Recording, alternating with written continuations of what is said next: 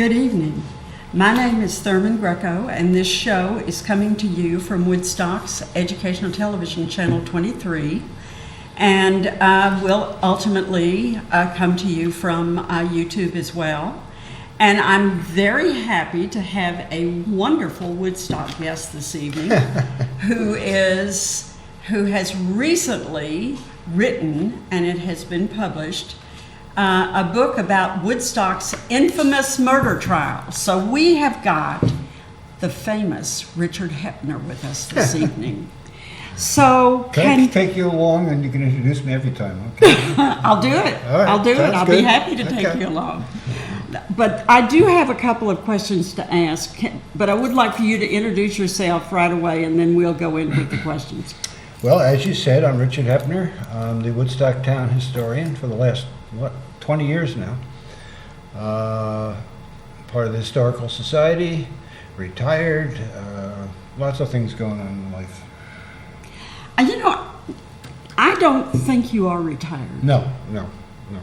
I don't think of myself as retired. When we start doing stuff like this, we're not retired. That's when I retired too. You get busier. Right. Yeah, sure. Well, that's what it should be. You got to keep going. Yeah, busier than I've ever been. Yeah, exactly. Well, how many books have you written altogether? I think it's up to 4 or 5. Up to 4 or 5. I've edited a couple, written a few. I've edited a couple for the Historical Society, and I published a book of essays. I published a book on women of the Catskills, and a couple other things. Yeah, and this one. Which one was your first book?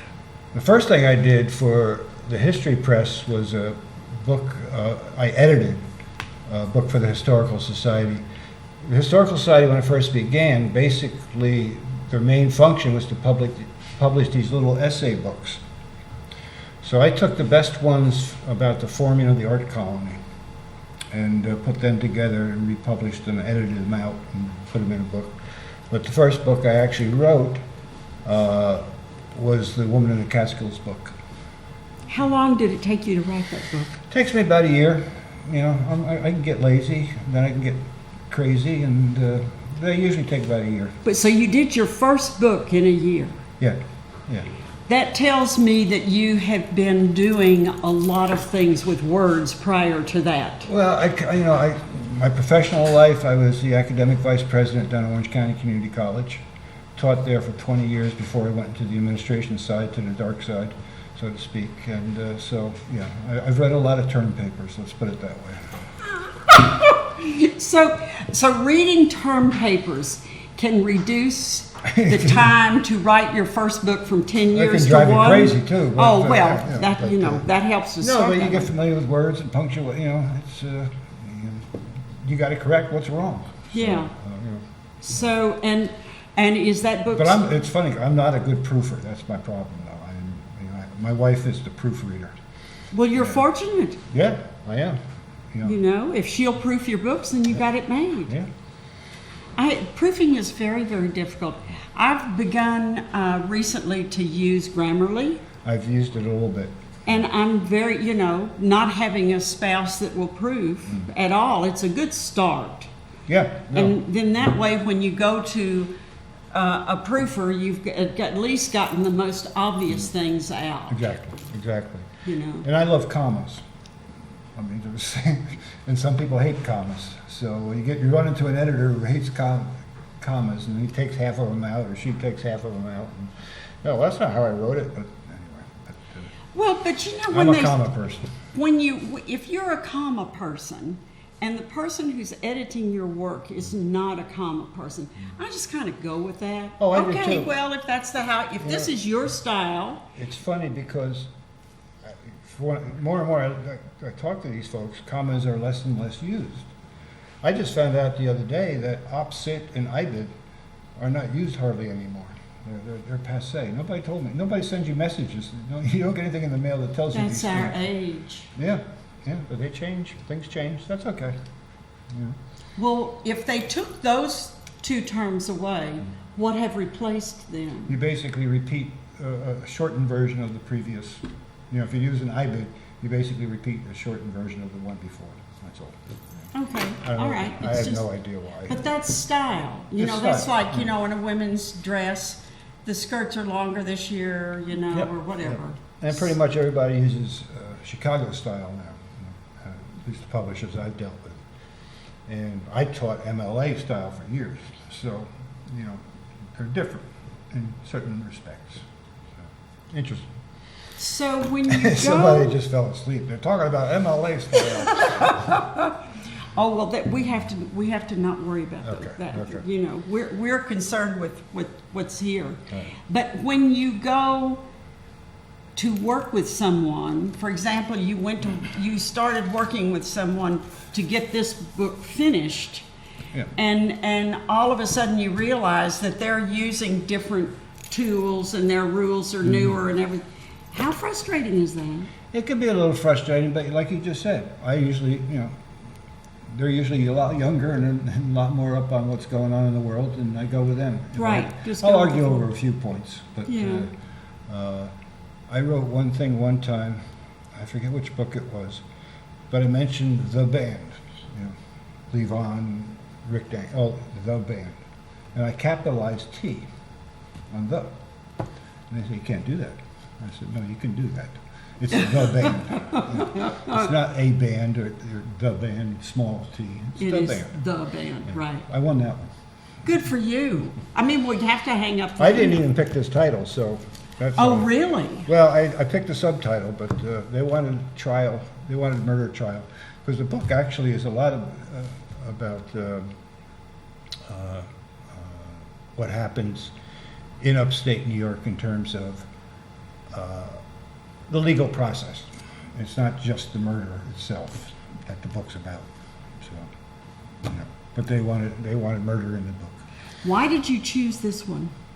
You know, I like to write about, you know, when you're a town historian, you can always write about Birdcliff and the Whiteheads and Hervey White and the Maverick, or Albert Grossman in the music scene in the 60s and 70s. You know, but they've been written about so much. Right. I like to write, I call it everyday history. I like to write about people that people may not know.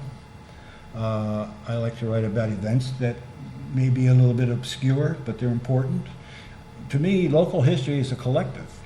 It's all about, it's almost like a tapestry being woven together over time.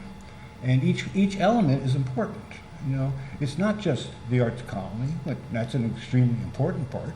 But it's also the shopkeepers in town, the restaurants in town, the workers in town, all those people that come together make a community. You know, I so agree with you. Volunteers. And when I'm at Mowers Meadow and people come in and they come into Woodstock and they start talking about Woodstock, and you can tell that to them Woodstock is something, but to me it's the guys on the street. Yeah, exactly. They're just they're an important part of our past and present and the future.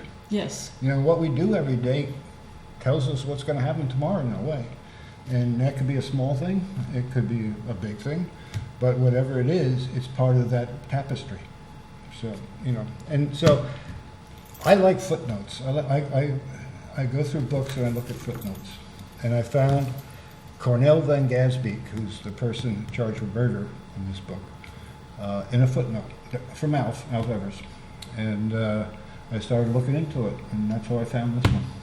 So you found him and you just decided you were interested and you were going to write I about had never him. heard the story, okay? And it was just a footnote about a black man who murdered a white man down in Xena. And that's basically all I had to start with. I subscribe to a few databases, and luckily one has the Kingston Daily Freeman, going back to the 1800s.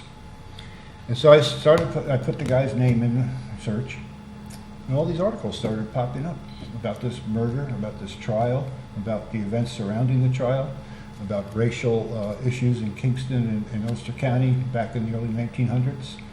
And I said, there might be a shot here. It's not the thickest book in the world, because some of the stuff is just, you know, the court record is totally lost.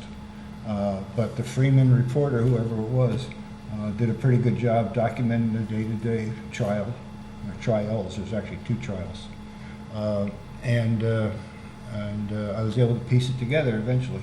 But it also reflects, it's not just about the murder, the trials, the people surrounding, some of the Woodstockers surrounding the whole event, the doctors, the medical examiners, the DA, the lawyers.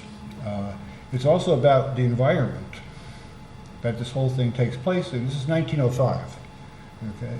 You're only 40 years after the Civil War. You're 10 years after Plessy versus Ferguson, separate but equal, okay? You're in the Jim Crow era in the South, okay? And I like to say to people, you know, Woodstock has a great history, okay? A lot to be proud of. But local history doesn't vary that far from the road the nation travels, right? So if you got racism, you know, it's going to pop up all around. It's going to pop up in Woodstock, and it did. I mean, Woodstock had slaves. You know, people say, Woodstock didn't have slaves. Woodstock had slaves back in the early 1800s, late 1700s. You know, it's part of our history. We can't ignore it, right?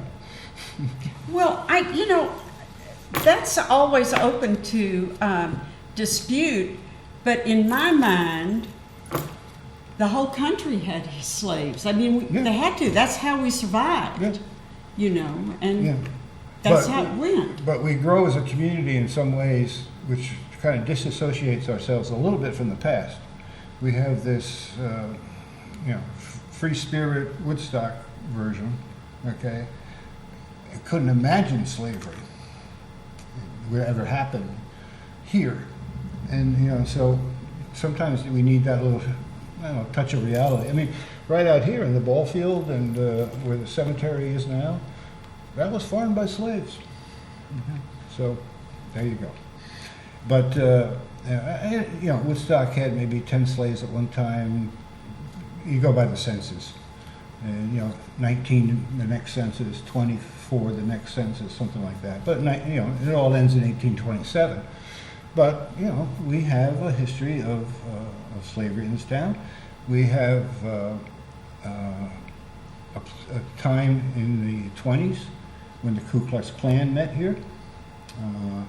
And the local paper talked about local businessmen attending their meetings. We have times when a cross was burned up in Bearsville. We have times when a hammer and sickle was burned. You know, we're not that, you know, we travel the road the rest of the country travels in many respects. We try to get better, and we do. So, there you go. But, so this book is more of a reflection on all of that, in many ways. I try to make it that way anyway. I want to ask you one other question which diverts kind of away. When you write your books, what do you write on? A Mac. Really? How long have you had it? Actually, I just got a new one, but I haven't gotten rid of the old one. I got 2 big Macs sitting side by side because all my files are on the old Mac, and I just started with a new one. So and I back it all up. That's really been your machine for a long time. Yeah. And before? Do you even remember before? Well, it's funny.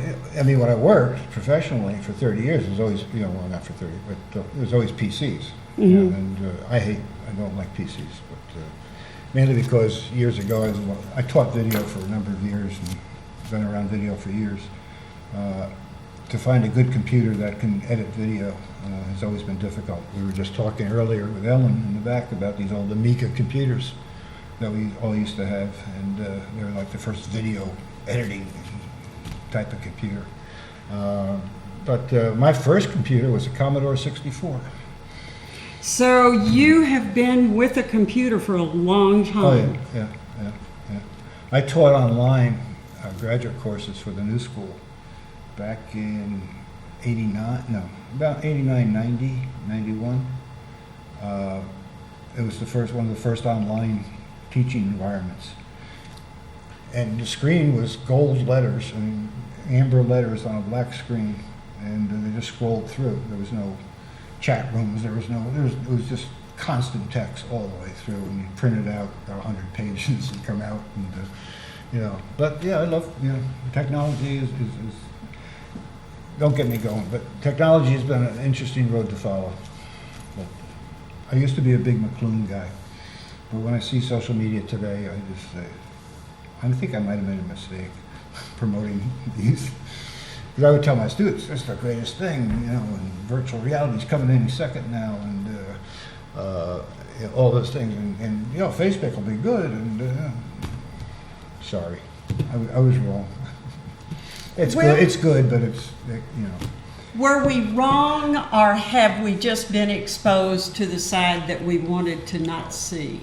Oh, I think you're exactly right. You're exactly right. That side was always there. It just never had voice, and now it has voice. And so we get what we get. You know, you just got to keep knowing your sources, knowing where the information's coming from, checking it out. You know, which in this day and age isn't always easy to do for people. And it's representative of what's happening out there now. Yeah, you know, the misinformation though, we talk about COVID and all those things, you know, it's I don't know. I don't know how you deal with it anymore. You know, you basically have to just shut it off if you don't want to hear it. But a lot of people want to hear it. Yeah, what are you gonna do? Anyway. Well, I find that there are some people who tell me that they shut it off.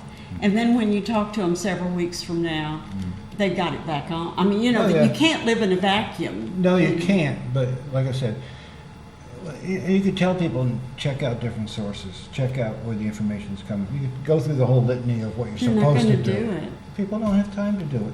And, Well, and the young and- ones aren't. No. Although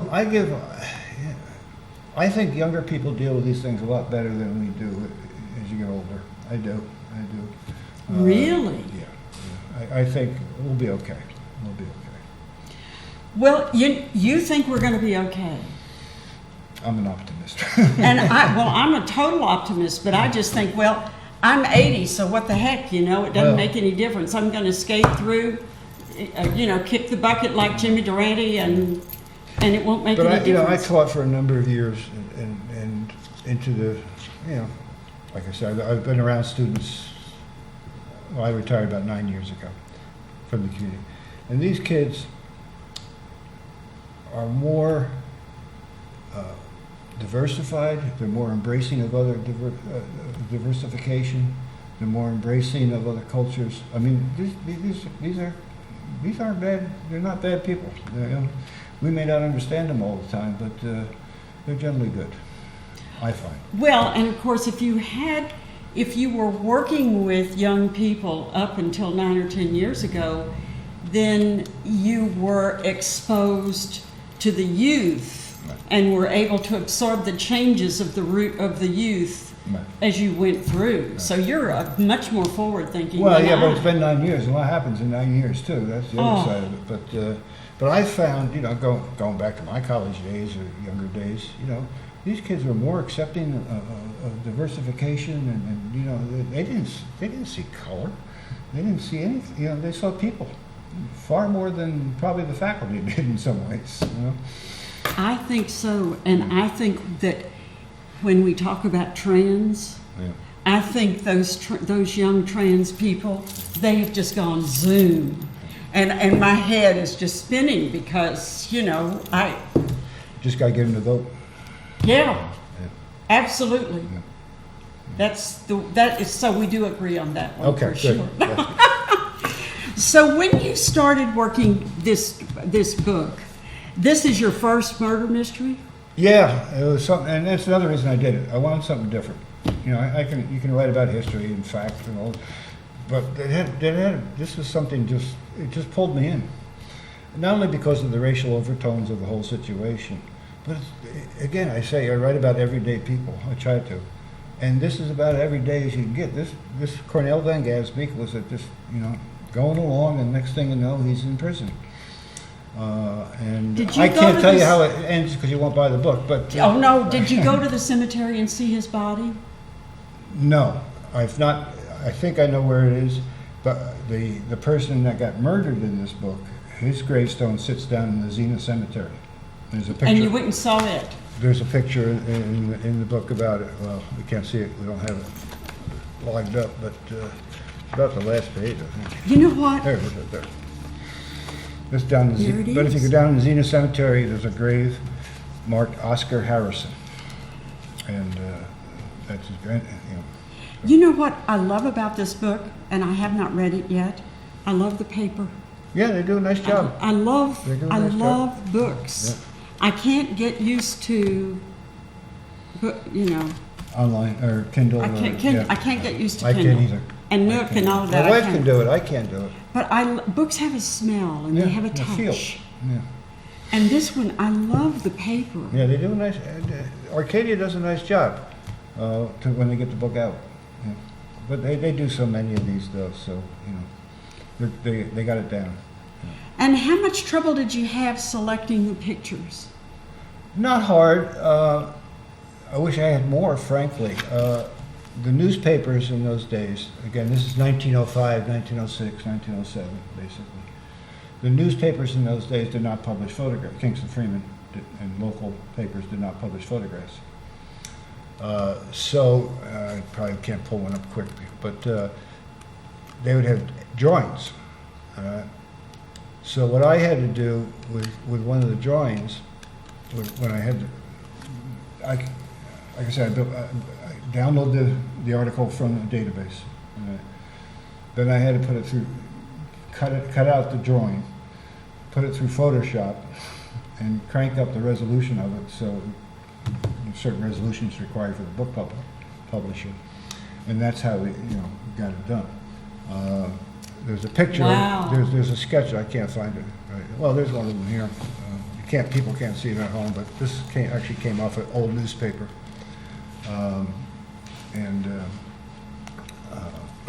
That's the judge in the case, Judge Cantine. So what you're telling me is that these photographs didn't start off being photographs. Well, no, The people. this is not a photograph. This is a sketch. That's a sketch. This is.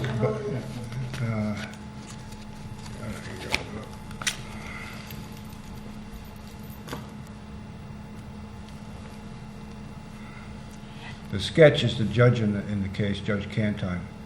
I believe the guy on the other side is the district attorney, Stefan. I got one of Oscar, the main character. I don't exactly know where it is at the moment, but there it is. Here, one more time. This is the only sketch of the person accused of the murder, Cornel Van Gausbeek, that was published in the paper.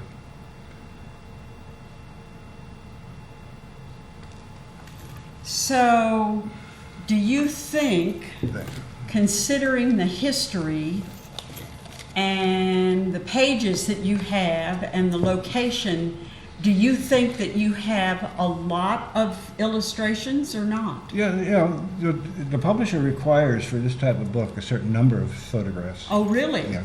See, the lawyer in the case that defended Cornel Van Gausbeek was also, in addition to being a lawyer, he was also a local historian in Kingston, and he published his own books. I have a copy of the cover of the book.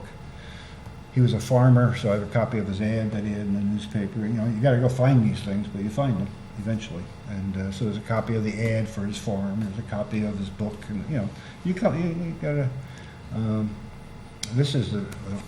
I get the feeling that you liked that part of the search. I don't know about you, but my grandmother had a great attic, and I used to, go up in that attic, and there'd be stuff from World War II in there, uniforms and all sorts of stuff. And my grandfather was a sportsman, so there'd be trophies and baseballs and all these things. So yeah, I like attics.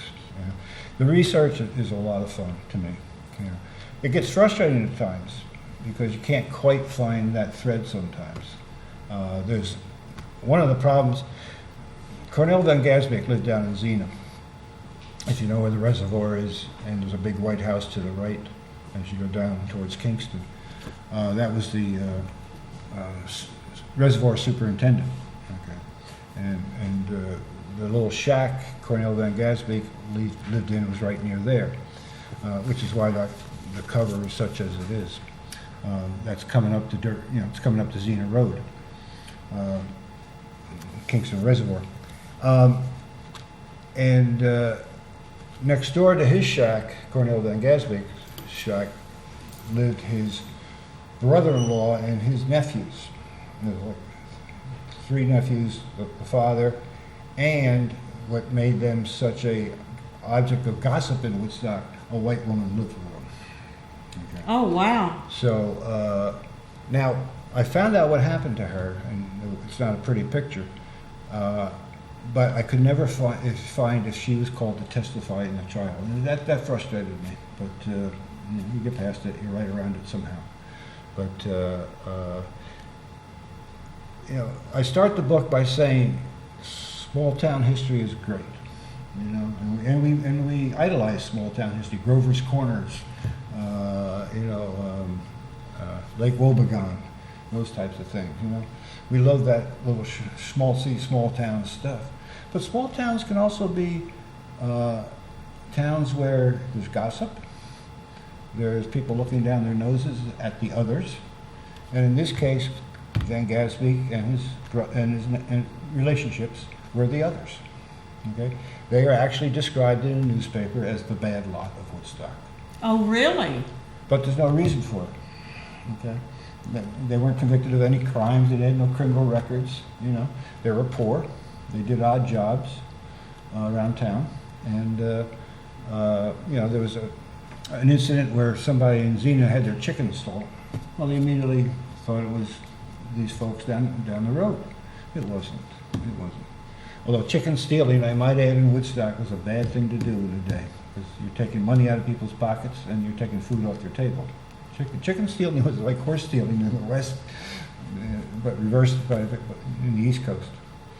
So, and throughout, in the newspaper articles, Van Gaspik, who's on trial, is referred to as shiftless, never hold a job, got drunk. These are the portrayals that are coming out in the press. Okay. Trouble was, prior to him coming to Woodstock, Van Gaspik did hold a bunch of good jobs. He was a coachman for a couple wealthy women in Kingston. But and I go into because these types of things, characterizations are coming out in the press. I go into part of the jury selection. Okay. And the lawyer in this, I'll get to the lawyer in a minute because he's as much of this story as anybody. The lawyer would ask, what do you think about, can you find a black man, Negro they would say in those days, can you find a black man, are you prejudiced? Oh, no, I'm not prejudiced. He says, well, will you hire a black man? No, we'll hire one. Not as good as a white man. I mean, and you look at it and say, okay, well, it's 1905, what do you expect? But that's part of the inherent racism, the systematic racism that we've dealt with since the country's inception. It continued through, and it was here. We'll all go to sleep tonight, and we'll be okay. But let's acknowledge what was the reality. That's interesting to me that for the truth, you went to the jury selection. You were very thorough. You try to be, because you don't want somebody to come back 2 months later after the book comes out and you're at a book talk and somebody says, that's not what happened, I got the proof. You got to be as thorough as you can. You make mistakes, sure, but you got to be as thorough as you can. And when you put that last page together and you're done and you think back, did I do the best job I could do? Was I as thorough and as accurate as I could be? And if you could say yes, if you didn't make stuff up,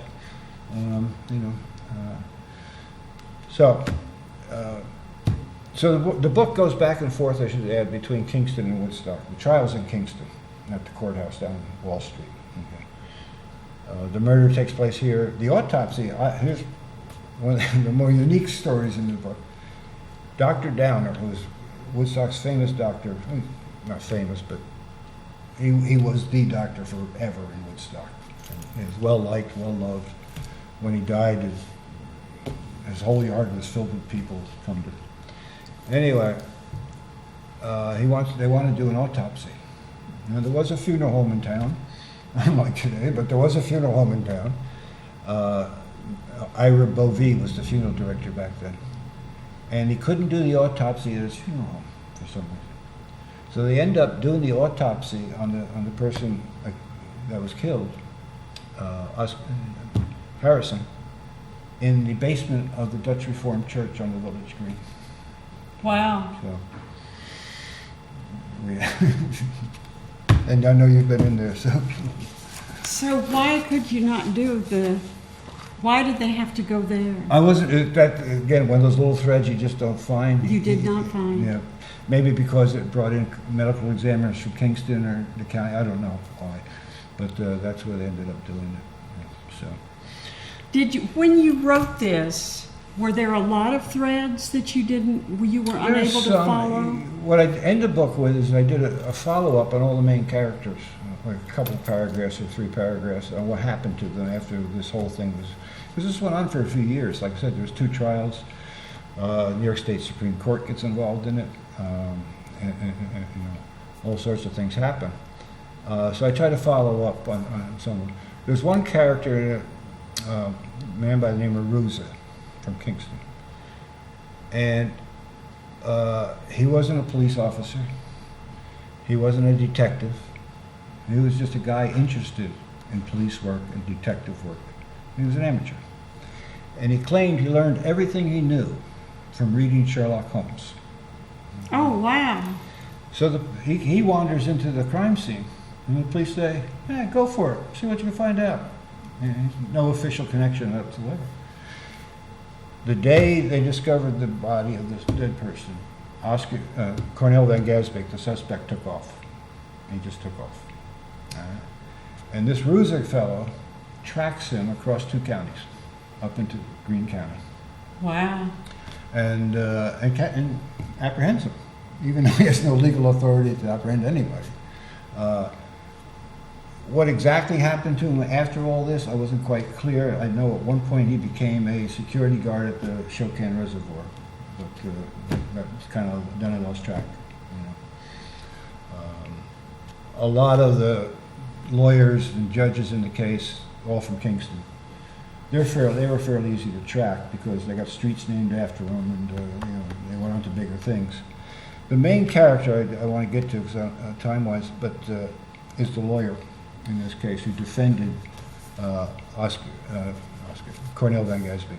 His name is Augustus Van Buren, and he's about as close, and this is what the publishers do this stuff. He's about as close to Atticus Finch as we have in our area. Atticus Finch being the lawyer in To Kill a Mockingbird, and Van Buren was very wealthy. Like I said, he owned a farm. He was a corporation counsel for Kingston. He was a politician, historian, well-liked, well-loved. And he knew Cornel Van Gasbeek, the black man, as a young boy. They were kids together. And Van Gasbeek had no funds, no money. So Van Buren defends him pro bono. Okay. And he goes through 2 trials, appeals to the state Supreme Court, all these things for years out of his own pocket, because he truly believed in the innocence of his client.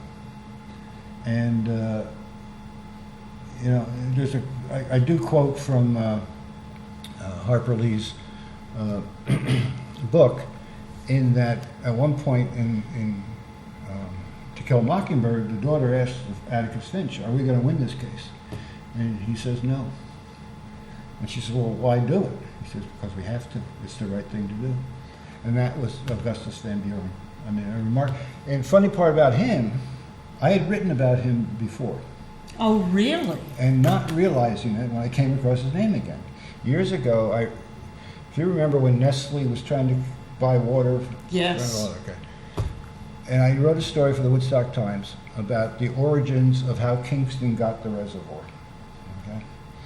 And when Kingston took over the Cooper Lake, Augustus Van Buren was the corporation counsel for the city of Kingston. Now, when Kingston took over Cooper Lake, they made a lot of changes. In fact, at one point, they even drained the whole lake. It used to be one of the best pickerel fishing spots in the state. Anyway, you had sawmills downstream. Okay? When they started damming up the lake more, all right, those sawmills weren't working too good. Right. If you remember, they connected the beaver kill up in Mink Hollow down to Cooper Lake. All right, when they started to do that, the beaver kill waters started to go down in the summers. Trout fishing wasn't very good, and the boarding houses who attracted trout fishermen during the summer were losing business. Yes. So these guys, they all got together, they sued the city of Kingston. And the city of Kingston says, who cares? They're not going to win. They don't have any money. They don't. Right. It's just a bunch of local yokels up there. Atticus, keep doing it. Augustus Van Buren, the corporation counsel who handled the cases, actually went to the Common Council in the city of Kingston and said, I refuse to go against these people. And they said, why? Just because they were city of Kingston was saying, delay it, stretch it out, make them spend more money. And his point was, just because these folks don't have money doesn't mean they don't deserve justice. And he wouldn't do anything until they agreed to go ahead and make amends and change things around and do things. That was like 5 years before I found this story. Wow. And I said, wait a second, I know this guy. He was an upright person. He was actually an upright lawyer back when I wrote about him, and he still is. He's an amazing man. He was an amazing man. He had his faults and everything, but... He was an old-style... It reminds me that possibly he was an old-style lawyer who had been trained that legal and moral went side by side, right. And we don't have that very much anymore. No, and he also knew history, and he knew the trails that a lot of poor folks had traveled. Also, about this time, there are a number of racial incidents in the area, and like I said, again, you not that long after the Civil War, and he knew, and this all made him feel very uncomfortable and very sad about Kingston and surrounding areas. I mean, there were white people beating up black people on North Front Street in Kingston. There were white people assaulting black girls in Kingston. And I'm not putting the bad thing on Kingston. I'm just saying this is what was happening. And there was one point. There was a big fight on North Front Street in Kingston. A guy walks into a bar, and there are 3 black guys sitting there drinking. And he curses at him and says, I'm not going to stand in this bar and drink with these effing nigger type of people. The fight breaks out. All right? And they beat the hell out of them. And some white guys come in, they beat the hell out of the black guys. Where do the cops go to arrest first? Who do the cops arrest first? The black people. The black guys are in the fight. So, again, we're not immune from it. We're not immune, and I don't know if we ever get past it. I doubt it, but I hope so. I hope so.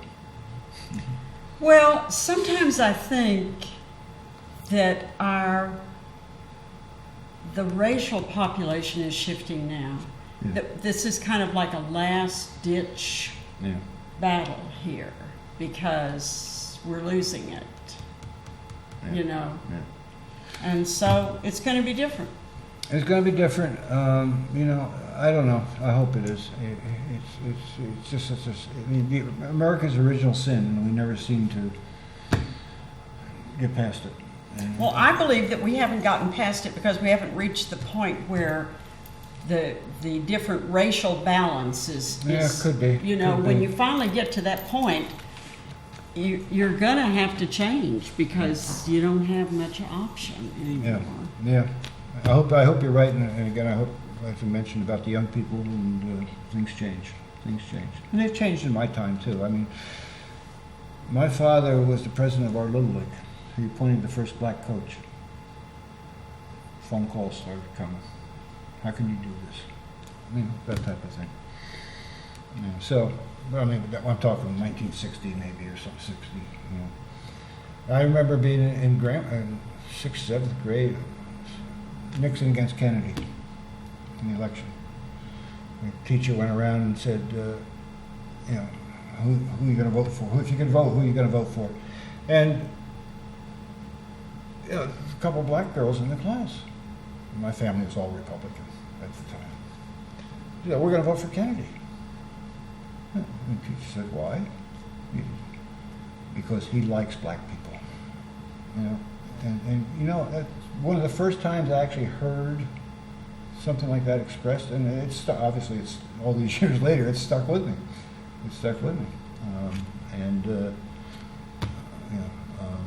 Maybe that's why I keep going back to these types of stories, because they need to be told. They need to be told where we've been, and understanding where we've been, in a way, I hope helps make the future a little bit better.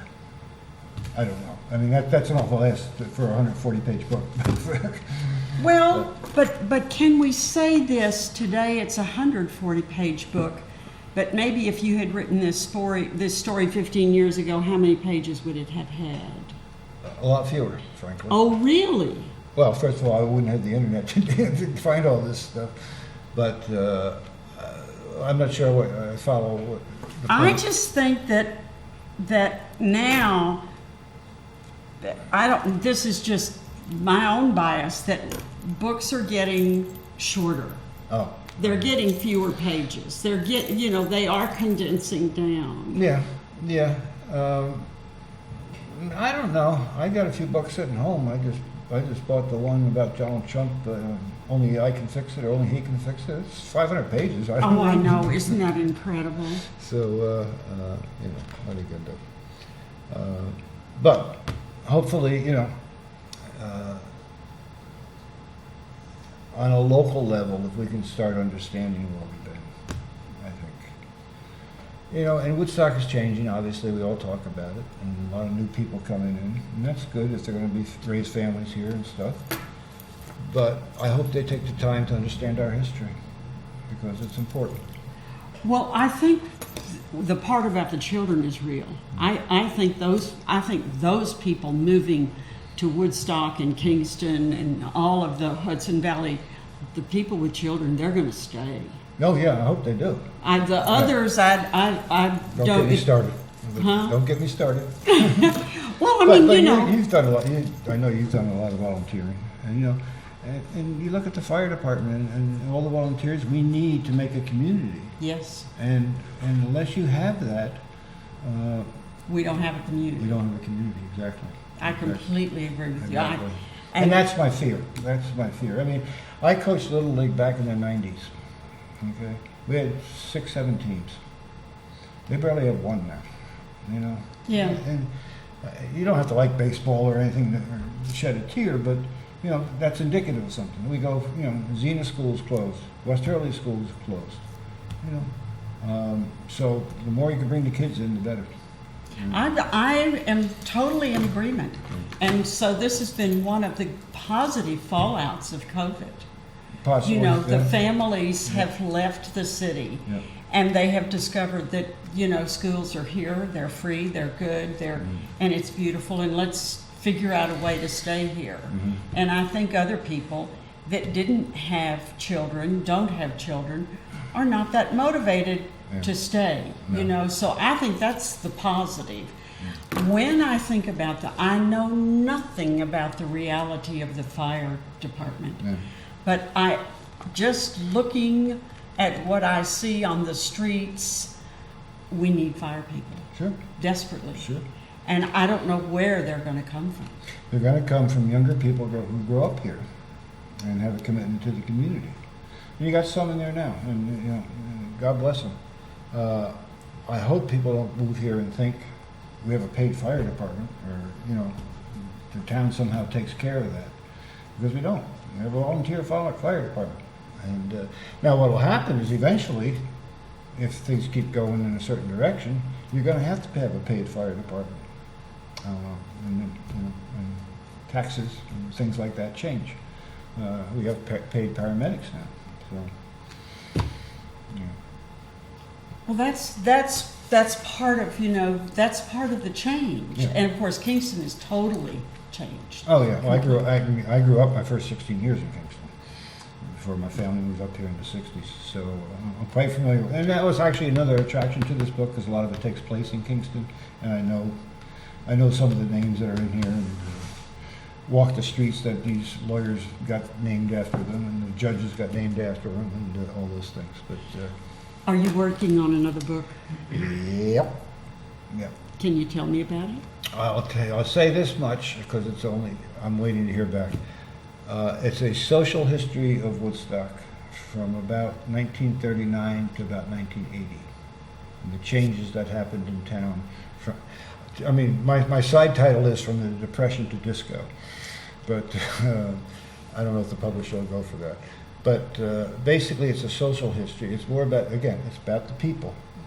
Okay, it's about some of the artists. It's about some of the politicians. It's about some of the store operators. It's supposed to be. I've only written draft chapters. It's supposed to be sort of an overview of change from the pre-war years to the post-hippie years. I blame everything on disco. So, the downfall of the nation. But that's the idea. That's the idea. And it's about, from a measles outbreak in town, to rabies outbreaks in town, to disputes over whether or not to enter World War II or not. It's about artists who were on WPA and the fights they had. It's about the town reaction when the first hippies showed up. It covers that whole gamut. Well, I think that's definitely something to write about, because a lot of that is gone now. Yeah, and it's part of what like I said, I grew up here in the 60s and 70s. Graduated from high school on the R in '69, but came back after college, and so I lived some of it. Anyway, I can write from some experience, but where I couldn't do that here. There's a story, and I do not have the writing skills. I really do not have the writing skills. But if I had the writing skills, I would write about some lawyers in Kingston. You see if I them. hadn't moved from Kingston, I probably would have been a lawyer. Yeah, no, but you my mother see was them. hoping. I see them there when I go there. My husband and I go, and we'll have a meal, and you'll see these lawyers coming in, and I realize that it's its own culture. Oh yeah, uptown Kingston has always been that way. Oh, and so exciting. Yeah. I don't know anything about it. I just know by the clothes they wear, the way they sit at the table, who comes with them. Mm-hmm. I just know that there is a story here. There fabulous story. is. And what's interesting is, as I wrote this and talked about the lawyers and the judges in uptown Kingston, and also went to some of the restaurants and some of the dinners they would have, I'm thinking, boy, it hasn't changed that much. Because I got a relative who's a lawyer in uptown Kingston, and my wife worked in uptown Kingston, and I'm quite familiar with it. And it's always, this is 1905. What you're saying here in 2020 or 21 isn't all that different. They're still there. The courthouse is there. Yeah. So, and the county building's there. So. And the way they go to lunch. Mm-hmm. You can tell what's going. You can tell if there's what kind of suspense there is, or if they're winning or not winning, but I have no idea what they're winning or not winning. I don't know what kind of, but I do know it's interesting too. In this book, during this period, Woodstock, for the longest period, was a very conservative Republican town, as was Ulster County, as were the lawyers and the judges. They're all Republicans. And there's pieces in here it talks about, Vactor Schultes, Vactor, V-A-C-T-O-R, was our town supervisor. He ends up marching in Teddy Roosevelt's inaugural parade in Washington, with a big sign, walk softly and carry a big stick. As the jury is out, I think, making deliberations about the fate of Cornell Van Gaspee, Governor Hughes, who was later Supreme Court Justice,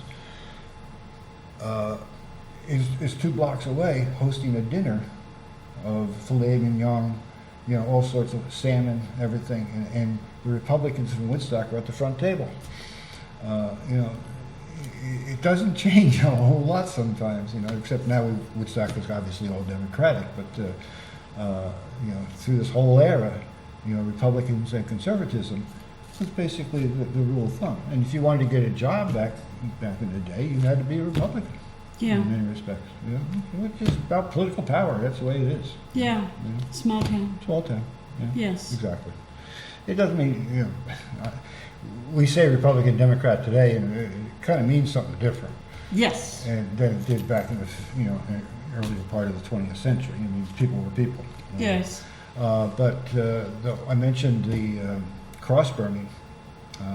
That was associated with the 1948 election, and the socialists who ran. We were supported by a number of Woodstockers. So, Woodstock is, when Woodstock began to change after the war, some people weren't too happy. We started to get the beat poets coming in, some folk singers, radical folk singers. One of the things that you mentioned, you asked me about the new book. One of the things that happened in 1964 was there was a camp visiting town, young people, and they had a couple of guitars, and they sat on the village green and they started playing folk songs. Well, back in the day, I don't know how long you've been in town, but first of all, the flagpole was the war memorial, and you did not sit on that memorial. You just didn't do it. That's why it eventually got moved to the cemetery. Anyway, constable, we didn't have cops, we had constables, came by and said, "You got to get off the green, you can't be doing this." And either the kids didn't hear them, or some of the kids were a little, "What do you mean we got to move?" But a couple other constables came by, one not even in uniform, and they charged the kids. And they started hitting them with nightsticks. And it was the first time in Woodstock that the phrase police brutality was ever heard. Wow. And they took one of the kids back, or 2 of the kids back, to where the police station basically is today. And into the upstairs bathroom and beat the crap out of one of the kids. And there was a whole investigation. And that sort of opened the door to the 60s for Woodstock. I mean, it was just... for some reason, that to me is more interesting about our social history than when Bob Dylan was downtown. But, because it tells me about there's something changing here. It isn't just the fact that Dylan's in town. Absolutely. Young people are onto something, and again, this is right after the Kennedy assassination, and things did change. But there's a lot of incidents like that. Jimmy Carter had the CETA program. I don't know if remember people remember that. Yes. We had a CETA group in Woodstock, and they were basically supposed to do jobs around town. Okay. And there was a huge snowstorm one day, and they're supposed to shovel the snow off the green, the sidewalks and everything like that. Well, they start shoveling, and then they start slowly building a snowman. And the snowman grows and grows and grows. The snowman goes up to about 15 feet high. They got a scaffold out to finish it. Meanwhile, the cars are coming home and realize it's their taxpayers, their tax dollars are going to build a snowman on the village green. And hell broke loose about it. So not only did the supervisor then say, "There you go, tear the snowman down," blah blah blah blah. But before when they tore it down, they had a funeral, for the snowman. Oh, that is too much. Well, that's kids. No, these were adults. Well, how far into adulthood were they? Well, it was, CETA program, basically. I experienced the CETA program in a state that I will not name right now because I'm not naming that state anymore. And CETA was young people. Yeah, I'd say, but to me, the one I was closely associated with, I worked for the county at the time. They were mainly in their 20s, early 30s. Yeah, that was young people. Yeah, exactly right. Still kids, and so I would imagine, a funeral for the snowman. I think that is too cute. Yeah, well, it happened. At one point we had there was a big battle. At one point, when it came to welfare, the town had to pick up some of the money back in the day. This is the 70s. There's a technical term for it, and I think it's not coming into my head right now. But, again, mow lawns, work off it's like work relief. Yeah. Similar thing. One of the young hippies refused to mow the lawn. Why? Because he would kill the bugs. Well, you got to mow the lawn. I'm not mowing the lawn. They try to cut off his money, and again, I believe So those are the types. Not a lot of towns have these type of cultural conflicts, and that's why this town is so fascinating. Because you got a Republican conservative supervisor, and you got a young man who refuses to mow the lawn because he might kill a grasshopper. Right. And there's the conflict right there, and it's fun. It's fun. And I say it's fun, but I do make a distinction between history and nostalgia. To me, there is a difference. Nostalgia is remembering Flo at Dini's, and I don't know if you knew Flo, but there is a difference, and history has a more obviously learning, serious purpose than nostalgia. I'm not against nostalgia. I love nostalgia. But I'm not into writing about nostalgia. So there you go. Well, history's on a different level. History's a different thing. Yeah. And there's a richness there if you go looking for it. And I encourage people when I give talks, and I got to give one to senior citizens this coming week. Look into your family. Don't throw old letters out. Don't throw, identify the photographs that you got at home. Put the names on the back so the younger people know who they are, that this was your great-great-grandmother or something like that.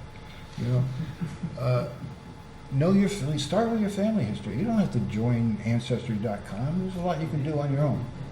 Interview your grandparents, those types of things. Take notes, and put them in a binder.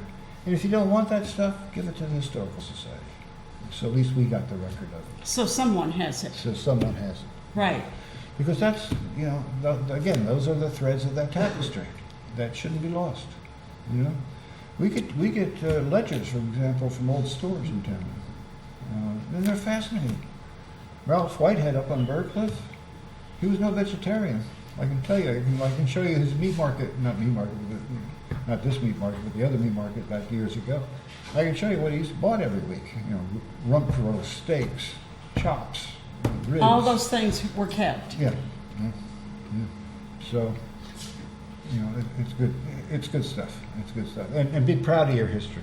Be proud of your family history. We've only got 2 minutes. Okay. So listen, we got to tell the world, first of all, the name of the book. Woodstock's Infamous Murder Trial. And where can they get it? Jackie should have it at the Golden Notebook. I think she's even got it up at Nancy's in the ice cream place up the road there. I guess Barnes & Noble will have it when they open. And obviously you can shop local, but you can always get it on Amazon. What if you live in Oshkosh? Amazon then. Amazon. The book is on Amazon. Yeah. Because, the whole world likes to reminisce. They like to have some connection to Woodstock. And this story is going to be great fun. It's going to work. I hope so. And just be mindful that history has its warts, and we're not immune from those warts. That's not eloquently said, but it's real. It's real. So, when did this book come out? This book came out at the beginning of COVID. It came out 2 weeks before COVID. I did one talk at the Golden Notebook, and then everybody shut down. So I'm kind of back on the tour again. I got 3 more spots. Where are you going to be? Supposed to be, depending again on COVID, it's supposed to be at Barnes & Noble the first week of October, first weekend of October. Life Spring, I don't know if people are familiar with Life Spring, but it's the Jewish Center adult education type classes. I'll do a lecture there. Got the senior citizens coming up, and there's a couple other things. Yeah. Are you going to head up to Albany or down? Are you going to go out of Ulster County? That's up to the publisher. Usually they arrange those things. Yeah, but I've done Zooms, a couple Zooms over the summer, and last summer that went out further. Yeah. How did that work for you? Good. A good dialogue about racial justice and those type of discussions. Yeah. And if people want to contact you? Woodstock History at hvc.rr.com. Okay. And I'm also, my wife and I, we're in the phone book. Oddly enough, the old phone book. Remember those? Yes. Yeah, they're still in there. Well, thank you very Thank much. you, This Thurman. was a very exciting hour. Well, I enjoyed it so okay. much. Okay, good. And it's going to be on YouTube soon. Good. Look forward to it. People get a hold of me, or get a hold of the town and get a hold of me through the town. Yes. So, It was great. And Thank thank you so much, Ellen. thank you, Ellen. Thank you, Dave.